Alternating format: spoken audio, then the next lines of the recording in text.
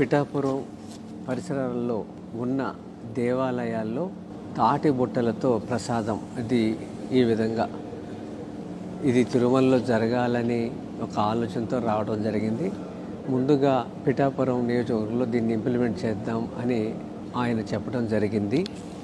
తిరుమలలో స్వామివారికి ఇస్తున్న నైవేద్యాలు ఇవన్నీ కూడా గోవింద భోగు దీని పేరు. తిరుమలలో ఏదైతే జరుగుతుందో అది కూడా ఇక్కడ నియోజకవర్గంలో ఇంప్లిమెంట్ చేద్దామన్నారు.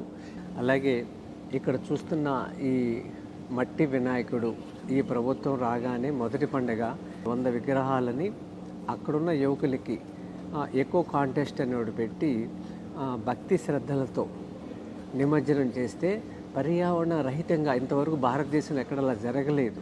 ఇది చేతి సంచితో బజారుకి వెళదాం. ఒకప్పుడు 40 ఏళ్ల క్రితం ఇలా అలవాటు ఉండేది.